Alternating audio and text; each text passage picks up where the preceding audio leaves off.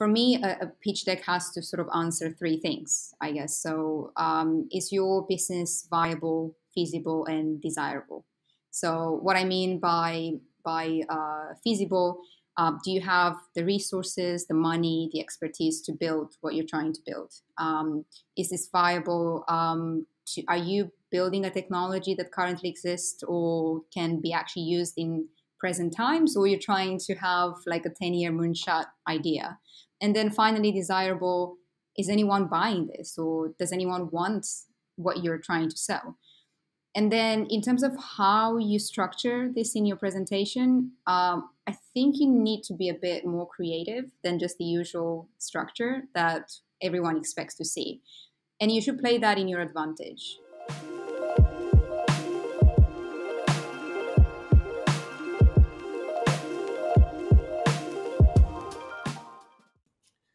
Hey there, and welcome to another episode of the World of Presentations podcast, brought to you by us at Presentation Agency 356 Labs. Yes, there was a summer break for us from the podcast, but we will be back, and we are already back, with at least one episode per month, all right? At least one. I'm Boris, your host for today's episode, and with me, I have someone that I thought I have met in Romania before, but I just found out that we actually didn't meet in person yet. It was only an online conversation, but for some reason we believe that or at least I believe that we met before, which is interesting. And what really caught my attention back then when we talked, I was about to say we met with our guest, was her crazy attention to detail. When we met with Diana, she actually sent me a investor deck, because back then she was working and running such an organization that was doing a lot of work with startups and corporations. And that investor deck was done very, very, very well. It's very rare to see someone doing a deck from the ground up without being a presentation expert or anything like that, with such attention to detail. And that truly impressed me. So who is obviously with me? Diana is someone that's been involved a lot with the sales and in the investor world, in the startup world, with sales, marketing, and so many things. She will let you know, all right? She will let you know. Very long intro.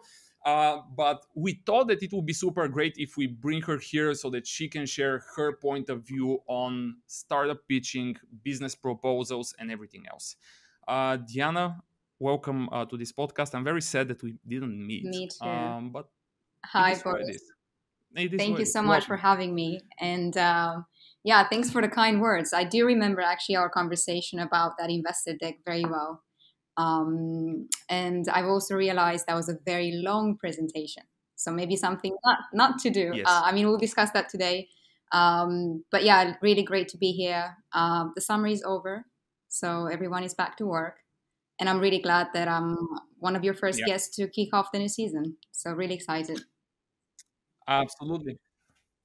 This is episode 112 from the podcast series. But before we jump into your point of view in regards to decks and in regards to how do you craft such a effective business proposal or investor deck, give us a little bit of intro about who you are and how you got involved with everything that you got involved with, because you were doing back then, you were doing so many things. Now you are very focused from what you just told me.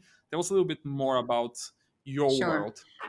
So I guess over the years, I kind of specialize in building and delivering different marketing and strategy programs from startups. So I've worked with early stage founders from an idea stage all the way to IPO. But I work primarily with some of the world's largest accelerators, tech conferences, as well as innovation consultancies in general. UK was always my base. And then from there, I spent a bit of time in the US and Middle East. But then the pandemic came in 2020. And that's when I kind of felt the timing felt right, that I just wanted to sort of experience what's happening in Central Eastern Europe. So I've worked a lot with startups for the past 18 months in the region.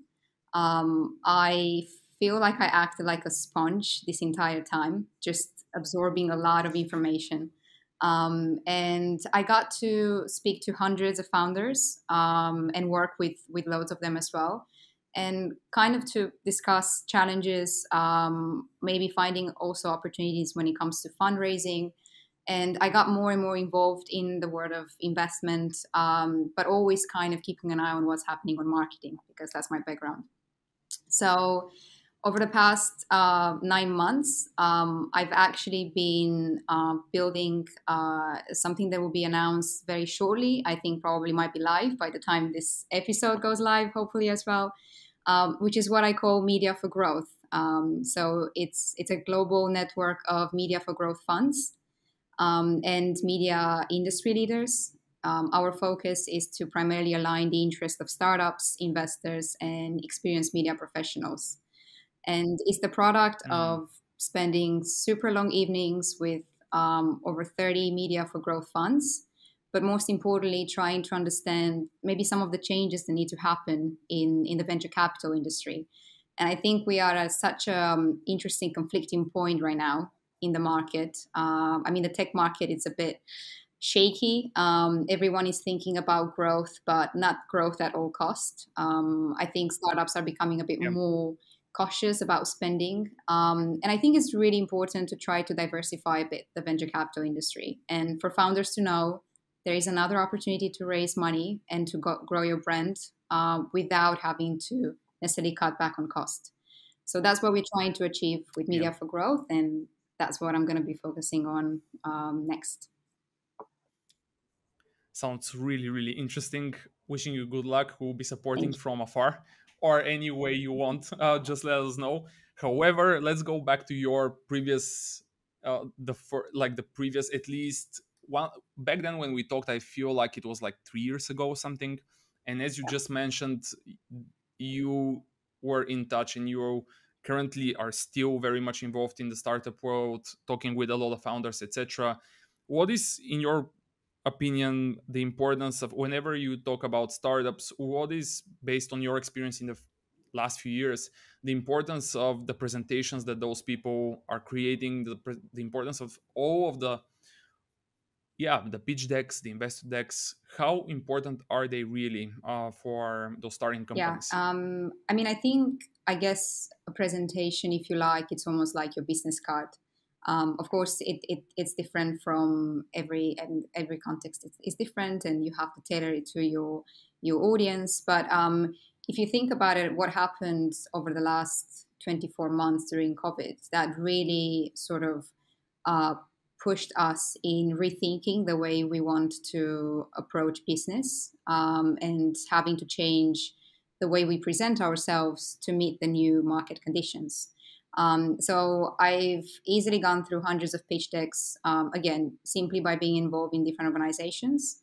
I think if I was to compare probably two different perspectives, like the West and what we have more in Central Eastern Europe, I feel that primarily in the UK or in the US, there is a huge focus on kind of articulating the commercial side of the business, being extremely kind of number savvy and being really good at emphasizing the value proposition, where more here in Central Eastern Europe, primarily because we have such great tech talent, there's always more kind of the conversation goes into a direction of technology and extremely detailed product information. And it's always kind of lacking that sort of business acumen, commercial side, if I were to compare on a high level note. Of course, we can't generalize. But the pitch deck, we talked actually about this just before we started. I feel that, this is kind of our fault. Investors, startup operators, accelerators, we standardize the heck out of this. Every investor would expect you to have a problem, solution, business model. Here's how we're going to make money, team, and the infamous ask slide. Yeah, Traction. Exactly, action. And I think that's fine, but up to a point. The thing is that no matter how much you try to standardize these pitch decks, I think you have to sort of try to tailor it to the stage which you're at. as a startup founder. What I mean by that, for me, a pitch deck has to sort of answer three things, I guess. So, is your business viable, feasible, and desirable? So, what I mean by feasible, do you have the resources, the money, the expertise to build what you're trying to build? Is this viable? Are you building a technology that currently exists or can be actually used in present times, or you're trying to have like a 10-year moonshot idea? And then finally, desirable, is anyone buying this, or does anyone want what you're trying to sell? And then in terms of how you structure this in your presentation, I think you need to be a bit more creative than just the usual structure that everyone expects to see. And you should play that in your advantage. So, a practical example, I think if you're an early stage company with not so much to show when it Mm. comes to traction or numbers, but you have really great people, perhaps ex Google, Microsoft, Apple in your team. I mean, that would be the first slide that I would start with, as opposed to just going straight into a problem and then solution and then a product, which is probably a prototype. Yeah. So that would Yeah. be my kind of 2 cents on this. Yeah. I feel like this is really true. Like especially for startups, I think that this standardization and even the Mm. flow, which comes first, which comes second, it just went a little bit too much, and every single It's presentation is just, the same. I would say that, yeah, I would say that back then, like we had a case with a startup from in the blockchain space, that's that was using blockchain for the aviation industry. It's actually a case study on our website. It's called 500 Labs. So we actually broke that uh, way of thinking. We still presented more or less the same, but we kind of approached it from like a different angle, yeah, if you wish. And I think that this was one of the reasons. There were also some other reasons, of course, but this was one of the reasons why this company actually ended up getting the investment from a company like Lufthansa. So I'm all in. Hopefully, more founders will hear that. Hey, there is a this predefined structure that your potential investor kind of yeah, likes, or expects, but it's not the only right one. It's not the only thing you can. And I liked what you said about, hey, let's get a little bit more creative here and use it to your own advantage, because I think there is a lot yeah. of space to do that in And I that like what you world, said, for your sure. example with, for example, a corporate, potentially corporate partner, or I mean, the rise of CVCs in Europe, it's pretty incredible over the last decade. And that's a completely different type of investor. I think approaching an early stage VC versus a corporate venture capital fund that primarily invests in strategic ideas that would complement their technology, it's a completely different approach. I would actually Yeah. think of that presentation more as of a strategic proposal as opposed to a traditional pitch deck. So I think you have to have in mind who is it that is going to read your presentation, and also the kind of content that you're creating and how it's going to be presented. Is it meant to be read, or are you going to present it live? Yeah. Oh wow. That changes the things dramatically, because in when you're going to be sending it over email, it could be way more detailed. It needs to be self-sufficient, as we like to say, right? Because you, as the founder or as the founders, won't be there to present it for sure. But what I'm hearing you saying is that yet again, over and over again, in one way or the other, we always end up talking about the importance of understanding who your audience Exactly. is, but truly understanding. And I believe that a lot of startups are, and not only startups, to be very honest, and also a lot of people in the corporate world don't really spend the needed time to truly understand who their audience is, what their needs are, and everything else that they need to take into consideration when they're building a presentation. And that's such a missed opportunity. I don't know what's your feeling about it, but it's such a missed opportunity if you just spend 1 hour trying to brainstorm who those people are, when people normally are making their presentations the hour before Yeah. the meeting, which is already Yeah. late. Yeah, you could have done so much more. So much more. Anyway, we decided to switch gears because not talk about startup pitches that much because there is just so much content around it. But that part with the standardization, I think, is really on point. I'm not sure if it's only for startup pitches.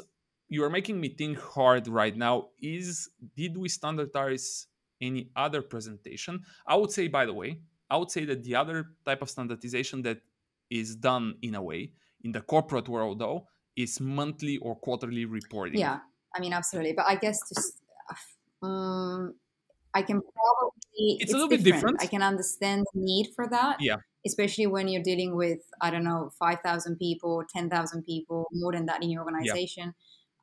In fact, what I've seen, and I've done this actually in a previous company, you have to sort of think of, I think what I would change is not necessarily the structure of the report, but is how you would communicate those internal updates.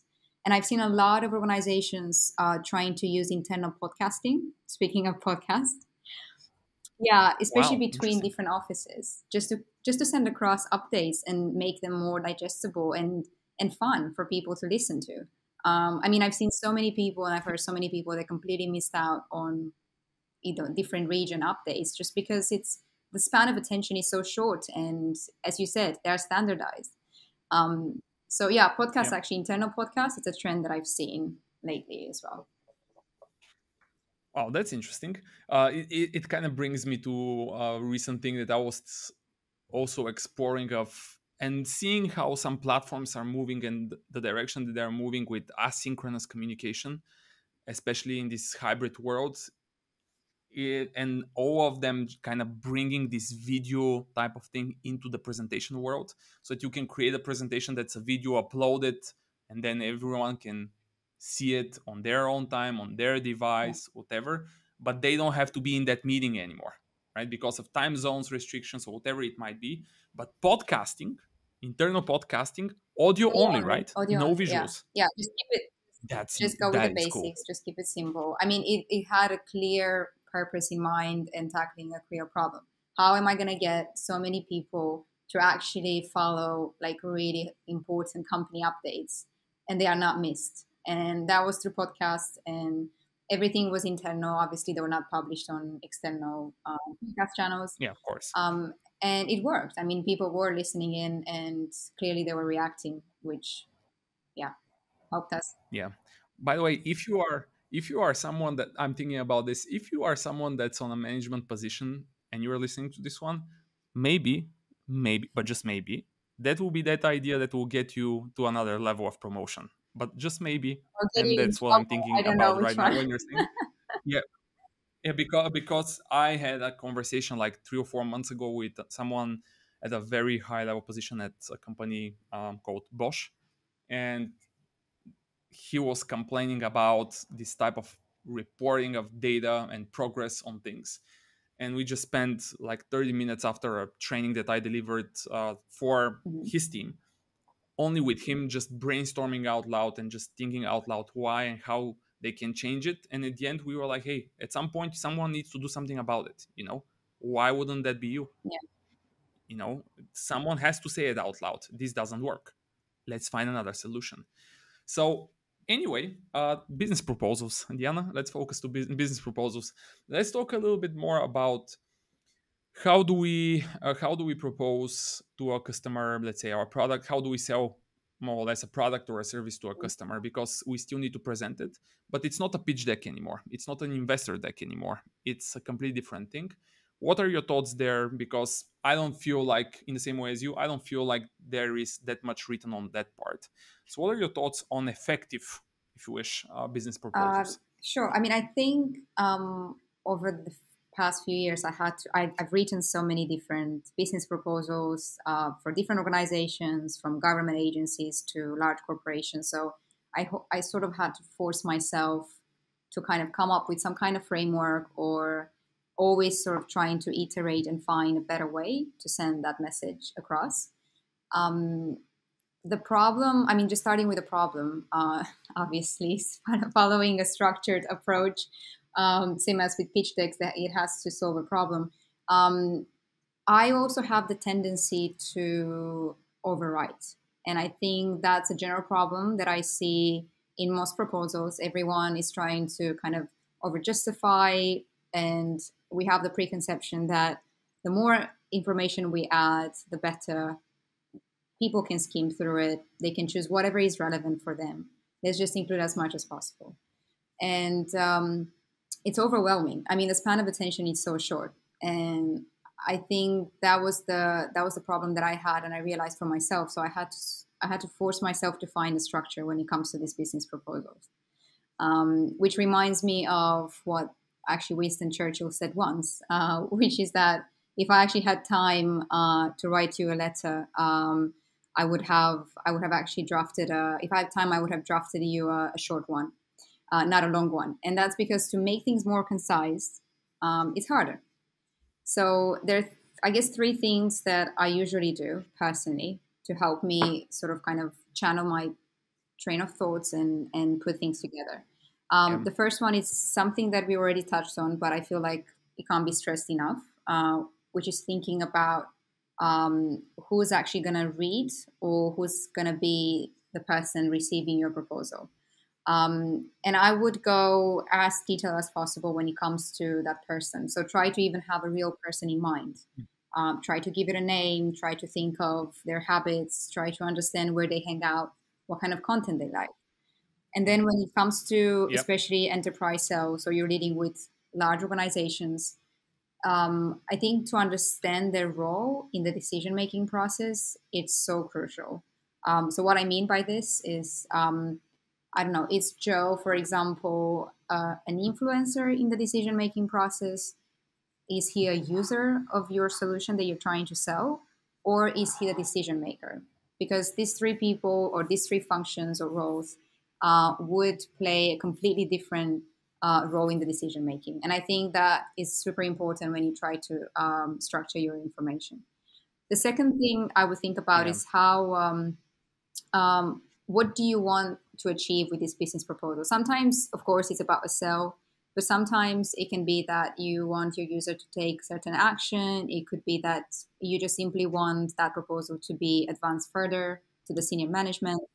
But any presentation. Be forwarded, you mean, not to continue a discussion, but to be even the end goal of it is to be so compelling that the person that receives it says to himself or herself, wait a minute, I need to Basically forward need this. to create almost like internal kind of cheerleaders for yourself, if you like, advocate. Well, absolutely, I agree. But I think any presentation has to be, well, there's three things. It has to be short, it has to be relevant, and it has to be actionable. So short, for example, I don't think there is a kind of universally acknowledged presentation or exactly, page number or length, but no one wants to read 100 pages, especially when it's not about them. And I tend to use kind of the pyramid principle when I write proposals, but also when I create websites or landing pages. So what that means, I usually say the most important things at the beginning. That could be, for example, why this is super important for that person to read it, why now, and then put all the things that are supportive at the bottom. Meaning, here's everything that I've done that would add credibility. Here are references. Here are, for example, case studies and so on. But I would include that. I usually include any section about us as a company at the very end. A lot of proposals usually start, here's our company, here's what we do. I don't care about that. How do you actually solve the problem? Correct.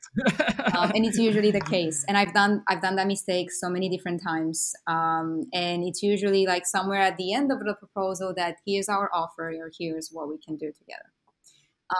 But if I were to speak about a general length, it would probably be try to stay within maybe 10, 15 pages when it comes to a business corporate proposal. It has to be relevant. Again, I think trying to articulate timely seasons or why, like seasonal factors, why is this important now? It's super relevant if you can. And actionable, obviously make the ask super clear. But also try not to put kind of a burden on the customer by making them guess what should be the next step. Should we have a conversation? Should we discuss budgets? So these three things, I would say they're super, super important. If I can add another framework to the conversation, Yeah, let's go with it. I usually use it's some kind of framework, I guess, which is related to situation, complication, question, and answer. So there's basically 4 letters there. It's SCQA. Unfortunately, there's not a nice word that could come out of this. So it's situation, complication, question, and answer. And I always use that when I try to structure any speech or presentation. So the situation is obvious. This is the overall situation market you are facing, which also shows that Yeah, you've done your research, you've done your homework, you know about their yeah, industry. you Yeah. understand them. The Yeah, complication is super relevant because that also kind of creates sometimes sort of the well, not necessarily fear, but also makes the customer exactly the tension. tension, realizing, okay, well, I know I'm facing it. It's almost kind of regurgitating that I know I'm facing these challenges and I'm seeing them right in front of me. So this is something that is happening that changes the situation, of course, and makes it either better or worse. And then the question is, this change makes it either harder for you or it creates an opportunity for you.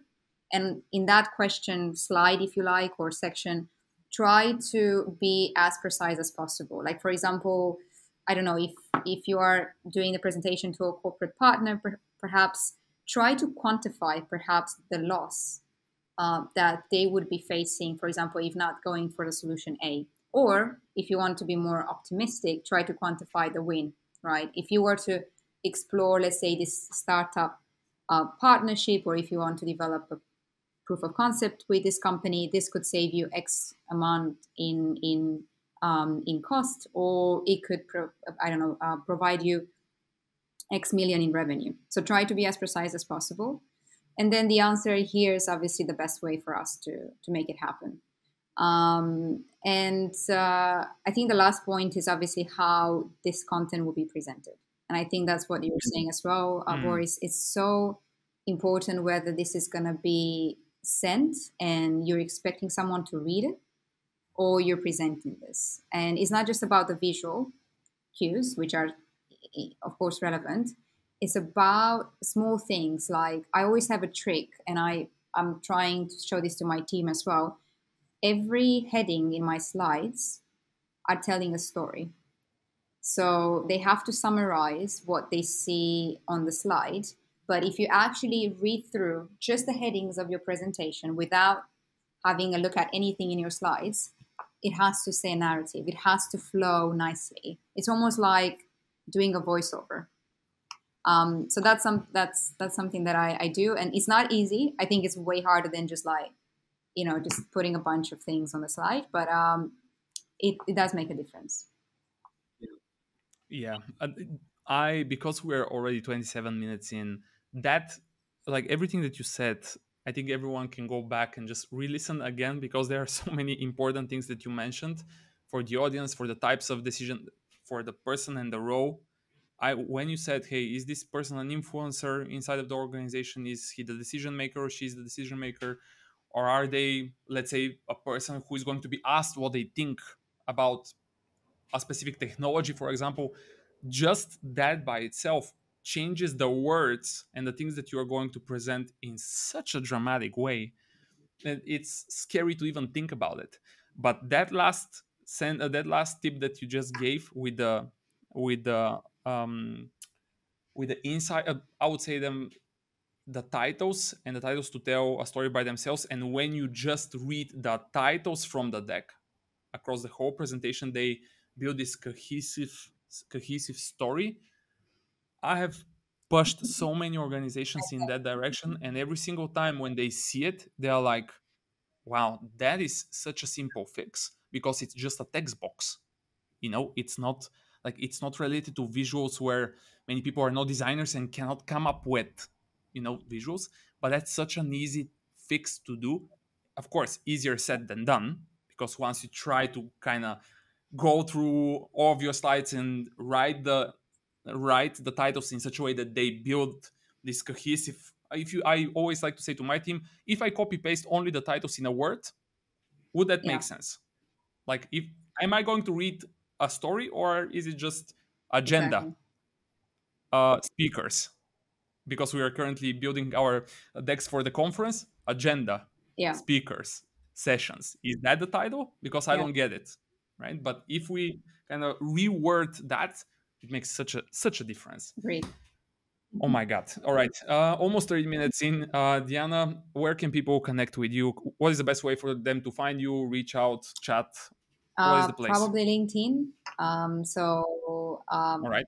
Just typing Diana Florescu and I'm there.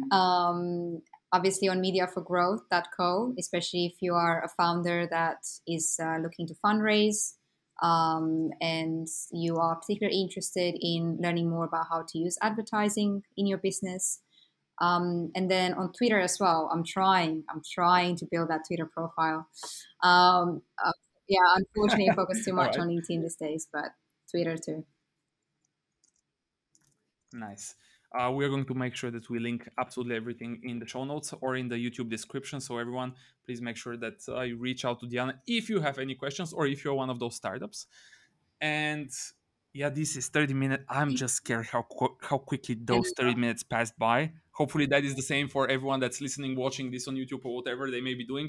Diana, thank you so much for joining. That was super nice. And I believe it was extremely practical. You know, you just have to think about it. And if you think about it, it's like, wait a minute, I can apply this. You know, I can do this in my own pitch or business proposal or whatever. Great. It was a pleasure. That was nice. I'm already hitting the destiny. It was so practical. Thank you so much for joining, everyone. I'm sure, I'm not hoping, I'm sure that you enjoyed this conversation with Diana. If you enjoyed it, reach out to her, put your favorite moment in the chat, or if you haven't subscribed yet to the podcast, do that. Do whatever you want. After an episode like that, do whatever you want, all right? You have complete freedom. And if you, by the way, still don't know about the conference that I just mentioned, Diana, by the way, it's coming on April 28th, 2023. So we have to bring you here to Sofia. I don't know how that's going to happen, but we will make it. We'll try to make it happen in a way. Perfect. Thank you so much, everyone, for listening. We're sure that you enjoyed it, and see you in the next one. Thanks, Diana.